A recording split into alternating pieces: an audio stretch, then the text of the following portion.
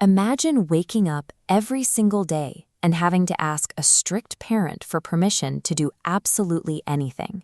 You can't choose your job, you can't decide where to live, you are treated permanently like a child.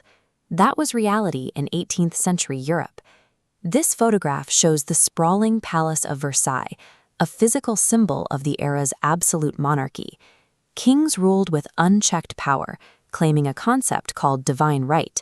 This meant they believed God personally handed them the crown, making their decisions immune to any earthly criticism. Backing up the king was a second massive authority, the church.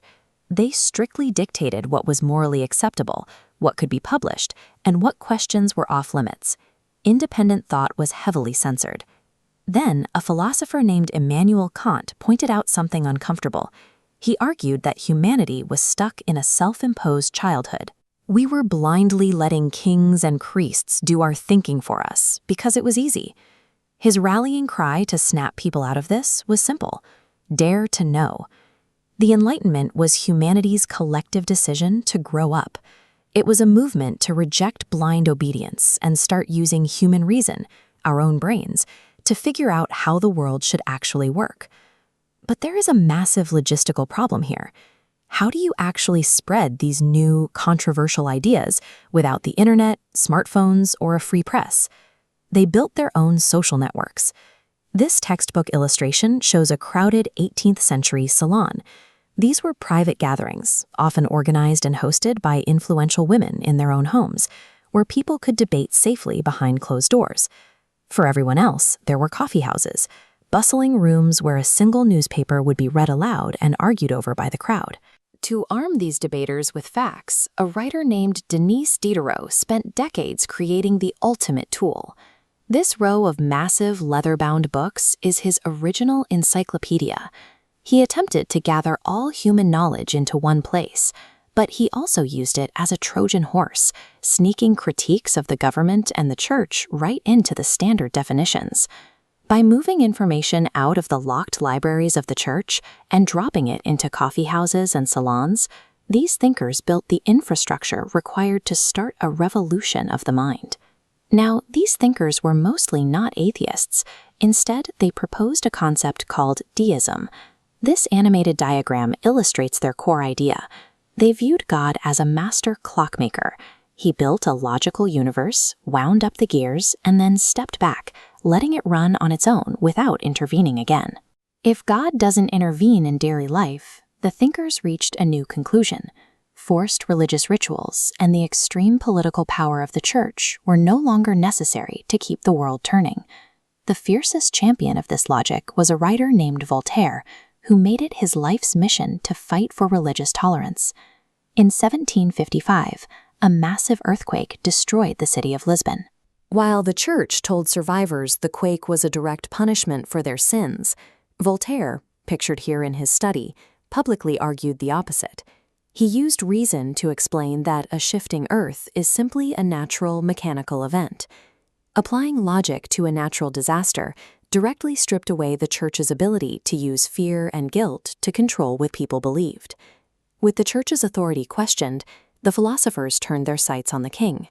If monarchs didn't get their power directly from God, where did government authority actually come from? The English philosopher John Locke had an answer. This diagram breaks down Locke's core idea, natural rights. He argued that simply by being born human, you own three things: your life, your liberty, and your property. As the visual shows, the government is only hired for one specific job: to protect those three icons.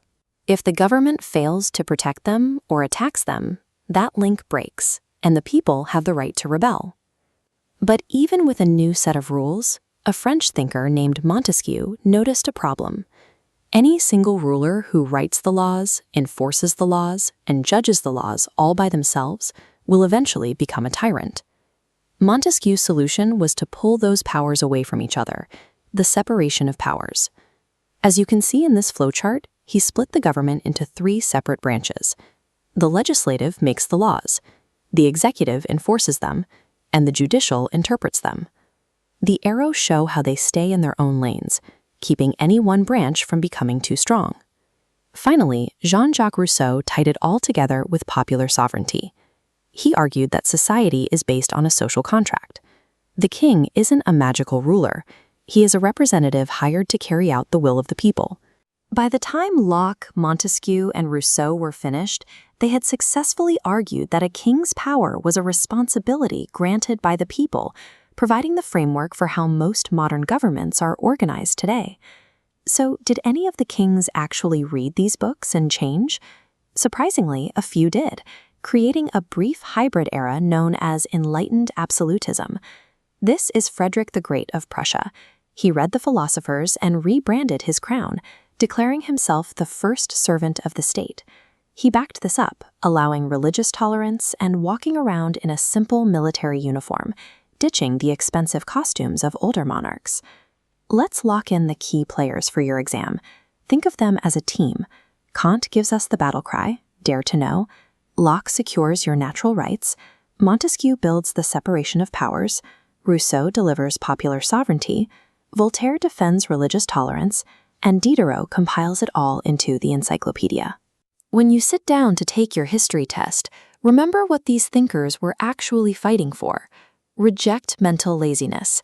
Trust your own ability to reason. Dare to know the material, and you'll do great.